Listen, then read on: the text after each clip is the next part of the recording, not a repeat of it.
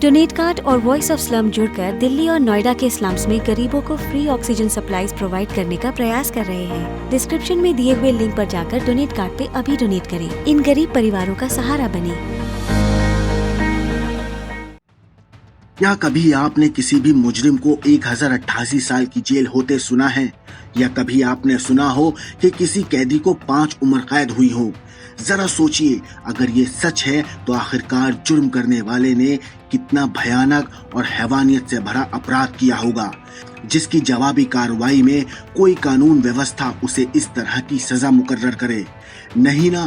तो चलिए आज क्राइम तक पर हम आपको बताएं इस हैवान की हैवानियत की कहानी और जाने कि आखिरकार वो मुजरिम है कौन। बात साल 2014 और 2019 के बीच की है। साउथ अफ्रीका के गोटेंग शहर की पुलिस के तोते उड़ गए थे। आए दिन शहर में रेप के मामले दर्ज हो रहे थे और रेप की वारदात भी ऐसी कि सुनने वालों की रूह कांप जाती थी। रात के अंधेरे में जब सब सोए हुए रहते थे, तब अचानक घर में घुसकर वो हैवान पूरे परिवार के सामने महिलाओं के साथ अपनी हैवानियत को अंजाम देता था। क्या बच्चे क्या पति, सब रहम की भीख मांगते, लेकिन उस हैवान को इससे कोई फर्क नहीं पड़ता था। इस तरह गोटेंग शहर के लोगों में दहशत फैली हुई थी। लोग डर के मारे सो नहीं रहे थे। बहरहाल इस मामले की जांच सार्जेंट कैथरीन रिफलवे तल्दी को मिली। सार्जेंट कैथरीन ने मामले के हर गंभीर पहलू को बड़ी बारीकी से देखा, उन परिवारों से बातचीत की जिन पर उस हैवान ने अपनी हैवानियत अंजाम दी थी। एक एक सबूत इकट्ठा करने के बाद सार्जेंट कैथरीन ने सेलो अब्राम मपुनिया को गिरफ्तार किया, जो हर क्राइम सीन से जुड़ा हुआ था। और कड़ी पूछताछ के बाद सेलो अब्राम ने कबूल किया कि उसने न केवल 35 महिलाओं के साथ अपनी हैवानियत को अंजाम दिया, बल्कि 36 घरों में डाका भी डाला। उस हैवान ने अपनी हैवानियत की कहानी खुद अपने मुंह से बयान की। उसने अपने घिनौने अपराध को अंजाम देने और किस तरह लोगों में दहशत फैलाई, इसके बारे में पुलिस को पूरी बात बताई। सेलो अब्राम मपुनिया मैमोलोडी, एलिवेंट हॉटबॉश, सिल्वर्टन और नेल्मोपियस के वासियों को निशाना बनाता था। वो ज्यादातर रात में ही अपने गुनाह को अंजाम देता, जहां वो लोगों के घरों में घुस जाता और फिर महिलाओं के साथ उनके परिवार के सामने अपनी हैवानियत को अंजाम दिया करता था।